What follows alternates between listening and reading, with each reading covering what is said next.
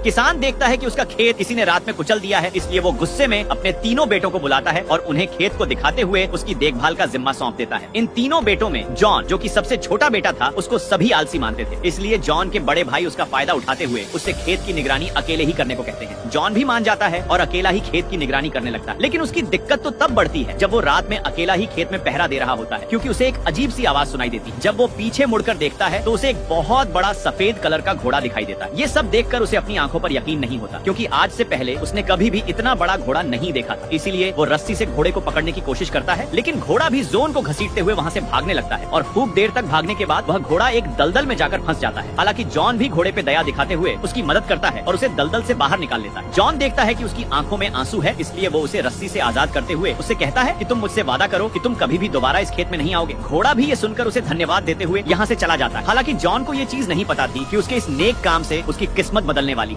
अगली सुबह जब जॉन जागता है तो वो देखता है कि उसके फार्म हाउस पर तो 2 घोड़े बंधे हुए हैं। जॉन समझ नहीं पाता कि यह सब क्या हो रहा है और तभी उसे एक आवाज कहती है कि यह उसके लिए एक गिफ्ट है। जॉन पलटकर देखता है तो उसे वहाँ पर एक छोटा घोड़ा दिखाई देता है। वो जॉन से कहता है कि कल रात जिस घोड़े को आपने बचाया था वो मेरी माँ थी और वह आपसे बहुत खुश है, इसलिए उन्होंने आपके लिए 2 घोड़े गिफ्ट में भेजे। जॉन यह सुनकर बहुत खुश होता है। तभी जॉन को अपने पिता की आवाज सुनाई देती है। जॉन बाहर आता है और अपने पिता को बाहर ही रोकने की कोशिश करता है ताकि वह अंदर न आ सके, और वो उन्हें बाहर से ही वापस भेज देता है। एक बार फिर से जॉन उसी छोटे घोड़े जिसका नाम फॉयल होता है उसके पास वापस आता है और वो फॉयल पर सवार हो जाता है। फॉयल तेजी से दौड़ने लगता है और जॉन उसकी स्पीड देखकर हैरान रह जाता है, क्योंकि जॉन ने आज से पहले इतना तेज दौड़ने वाला घोड़ा कभी भी नहीं देखा था। इसके बाद फॉयल एक आवाज लगाता है जिससे वो दोनों घोड़े जो कि फार्म हाउस पर होते हैं वह भी भागते हुए उनके पास आ जाते हैं। जॉन सोचता है कि वह इन घोड़ों को बाजार में बेच देगा। जब जॉन इन घोड़ों को बाजार में लेके जाता है तो लोग उनकी सुंदरता देखकर हैरान रह जाते हैं, क्योंकि किसी ने भी इतने सुंदर घोड़े पहले नहीं देखे थे। कई लोग जॉन से इन घोड़ों को खरीदना चाहते थे। हालांकि फॉयल भी जॉन को सलाह देता है कि हमें इन घोड़ों को बेंच में बैठे उस बुजुर्ग आदमी को बेच देना चाहिए, लेकिन जॉन इन घोड़ों को तो राजा को बेचना चाहता था ताकि उसे बहुत सारे पैसे मिले। और जब राजा आता है तो वह घोड़ों को देखकर मोहित हो जाता है, क्योंकि आज से पहले उसने इतने सुंदर घोड़े कभी भी नहीं देखे थे। लेकिन मंत्री राजा से कहता है कि ये घोड़े चुराए हुए हैं, इतने सुंदर घोड़े इस लड़के के हो ही नहीं सकते। राजा भी इस मौके का फायदा उठाता है और बिना पैसे दिए जॉन के दोनों घोड़े ले लेता है। जब जॉन पैसे की बात करता है राजा चुप रहता है और वहाँ से चला जाता है। फॉयल भी जॉन को डांटता है, मैंने पहले ही कहा था कि इन घोड़ों को उस बुजुर्ग आदमी को बेचना चाहिए। हालांकि फॉयल जॉन को उदास देखकर दुखी हो जाता है, इसीलिए फॉयल एक बार फिर से आवाज लगाता है और दोनों घोड़े आवाज सुनकर भागते हुए इनके पास वापस आ जाते हैं। लेकिन इन दोनों को ये चीज नहीं पता थी कि घोड़ों की वजह से राजा की बग्घी पलटकर आटे की बोरियों पर गिर चुकी है, जिससे राजा का पूरा चेहरा सफेद हो जाता है। इसलिए राजा को जॉन पर बहुत जोर से गुस्सा आता है। हालांकि राजा अपनी प्रजा के सामने जॉन को कुछ भी नहीं कहता। राजा जॉन से बदला लेना चाहता था, इसीलिए वो उसे अपने पास घोड़ों की देखभाल करने के लिए रख लेता है। जॉन भी हंसते हंसते इस नौकरी के लिए मान जाता है और वहीं पर रहकर राजा के कामों को करने लगता है। धीरे धीरे सभी उसके अच्छे स्वभाव की वजह से उससे प्यार करने लगते हैं। लेकिन राजा उसे अपने बदले की आग के चलते मारना चाहता है, इसलिए राजा का मंत्री उससे कहता है कि हमें जॉन को ऐसा काम देना चाहिए जिसे वो पूरा ना कर पाए और उसके बदले हम उसे मार दें। इसलिए मंत्री राजा से कहता है क्यों ना हम जॉन से वो जादुई फिनिक्स बर्ड मंगवाएं। उसको लाना बहुत मुश्किल है, क्योंकि आज तक उस बर्ड को कोई भी नहीं ला पाया और जॉन कभी भी वो जादुई फिनिक्स बर्ड नहीं ला पाए। तभी आप जॉन को मौत की सजा सुना देना। राजा को अपने मंत्री का आइडिया बहुत पसंद आता है, इसलिए राजा जॉन को ये काम दे देता है और जॉन भी इस काम के लिए आसानी से मान जाता है। हालांकि फॉयल जॉन को डांटता भी है। वो उसे कहता है कि जादुई बर्ड को लाना इतना आसान भी नहीं है जितना तुम सोच रहे हो। लेकिन जॉन इस काम के लिए हाँ कर चुका है, इसलिए वो फॉयल की पीठ पर बैठकर बिजली की स्पीड से दूर एक जंगल में चले जाते हैं, जहाँ पर फॉयल जॉन को सबसे पहले एक पेड़ के पास लेके जाता है, जहाँ पर उन्हें बहुत सारे ड्रीम नट्स मिलते हैं। फॉयल जॉन को बताता है कि ये ड्रीम नट्स जादुई बर्ड को बहुत पसंद है और वो रोज रात को इन्हें खाने आता है। जैसे ही जॉन वो जादुई फल उठाता है तो फॉयल उसे खाने के लिए मना करते हुए कहता है कि ये फल नशीले हैं, इन्हें खाते ही तुम बेहोश हो जाओगे। हालांकि फॉयल जॉन से कहता है कि ये फल जादुई बर्ड को बहुत पसंद है, वो रोज रात को इन्हें खाने आता है और जैसे ही वो इन्हें खाकर बेहोश हो जाएगा हम उसे पकड़ लेंगे। इसलिए ये दोनों रात होते ही जादुई फल को फैलाकर फायर बर्ड का वेट करते हैं। अब जैसे ही जादुई फायर बर्ड को उस फल की खुशबू आती है वो इन्हें खाने के लिए यहाँ पर पहुँच जाता है और ये सब देखकर फॉयल और जॉन दोनों बहुत खुश होते हैं। इधर फायर बर्ड मजे से वो फल खा रहा होता है और थोड़ी देर बाद वो फायर बर्ड गहरी नींद में सो जाता है। लेकिन जैसे ही जॉन उस बर्ड को पकड़ने जाता है तभी वो होश में आ जाता है और गुस्से में जॉन का पीछा करने लगता है, जिससे पूरे जंगल में आग लग जाती है। हालांकि वो फायर बर्ड इन दोनों को पकड़ भी लेता है, लेकिन इससे पहले वो जॉन को मार पाता। जॉन अपने पास बचे आखिरी जादुई फल को फायर बर्ड की तरफ फेंक देता है और जैसे ही वो फायर बर्ड उस फल को खाता है वो एक बार फिर से बेहोश हो जाता है। जब सुबह उसे होश आता है तो वो देखता है कि जॉन ने उसे जंजीरों से जकड़ा हुआ है। फायर बर्ड की आंखों में आंसू आ जाते हैं। जॉन ने जादुई फायर बर्ड को तो पकड़ लिया था जिसे आज तक कोई भी नहीं पकड़ पाया था और जॉन अब इस फायर बर्ड को राजा के सामने पेश करने वाला है। लेकिन फायरबर्ड के आंसू देखकर जॉन को उस पर दया आ जाती है, इसलिए जॉन उसकी जंजीरें खोल देता है, जिससे फायरबर्ड आजाद हो जाता है और वो जॉन को धन्यवाद देते हुए अपना एक पंख उसे देकर उड़ जाता है। दूसरी तरफ फायरबर्ड को ना पकड़ पाने के कारण जॉन को गिरफ्तार कर लिया जाता है। हालांकि जॉन सभी के साथ राजा को अपनी कहानी सुनाता है, लेकिन राजा उस पर बिल्कुल भी यकीन नहीं करता। इसीलिए जॉन राजा को फायरबर्ड का वो पंख दिखाता है, लेकिन इस वक्त तक वो चमक नहीं रहा था, इसलिए सब उस पंख को नकली समझकर उसका मजाक उड़ाते हैं और राजा जॉन को अपने बदले की आग के चलते मौत की सजा सुना देता है। और इससे पहले वो जॉन को मारते वहाँ पर फायरबर्ड आ जाता है, जिसे देखकर सभी को विश्वास हो जाता है कि जॉन बिल्कुल सच बोल रहा था और उसे एक असली राजा मानने लगते हैं। दूसरी तरफ ये देखकर राजा को पहले से भी ज्यादा गुस्सा आ रहा था, इसीलिए राजा किसी भी कीमत में जॉन को मारना चाहता था। राजा का मंत्री एक बार फिर से राजा को सलाह देते हुए कहता है कि हमें जॉन को आइस माउंटेन की रानी को लाने के लिए भेजना चाहिए, क्योंकि आज तक उस पहाड़ पर कोई भी नहीं पहुंच पाया, और अगर जॉन रानी ले भी आए तो आप उससे शादी कर लेना। राजा जॉन को उस आइस माउंटेन की रानी को लाने के लिए कहता है और जॉन भी इस काम के लिए हाँ कर देता है। इसीलिए जॉन फॉयल के ऊपर सवार होकर उस माउंटेन के पास पहुंच जाता है और वो देखता है कि रानी के महल में जाने का रास्ता एक बहुत ही बड़े बर्फ से बना हुआ है, जिसे तोड़ना बहुत ही मुश्किल था। तभी वहाँ पर अचानक से वही फायरबर्ड का पंख उड़ते हुए आता है और उस बर्फ की दीवार से टकरा जाता है, जिससे वो दीवार टूट जाती है। और तभी वहाँ पर बहुत सारा पानी आता है, जिसमें फॉयल बहते हुए महल से नीचे गिर जाता है। जॉन महल के अंदर चला जाता है। उसे वहाँ पर बहुत सारी लड़कियां दिखाई देती हैं, लेकिन जॉन को नहीं पता था कि इनमें से असली रानी कौन है। लेकिन तभी वो फायरबर्ड का पंख एक लड़की के ऊपर आके गिर जाता है, जिसके चलते वो लड़की जाग जाती है और इधर जॉन भी समझ जाता है कि ये ही लड़की क्वीन है। हालांकि जॉन रानी की खूबसूरती को देखकर हैरान हो जाता है। वो रानी को बताता है कि उसके किंग उससे शादी करना चाहते हैं, लेकिन क्वीन जॉन से कहती है कि अगर तुम्हारे किंग इतने ही ज्यादा बहादुर होते तो वो यहाँ पर मुझे लेने खुद आते। और ये सब कहकर क्वीन पहाड़ से नीचे कूद जाती है। इधर जॉन भी अपनी जान की परवाह न करते हुए वो भी पहाड़ से नीचे कूद जाता है, लेकिन जॉन को ये चीज नहीं पता थी कि वो ऐसा करके कितनी बड़ी गलती कर रहा है। Subscribe for next part.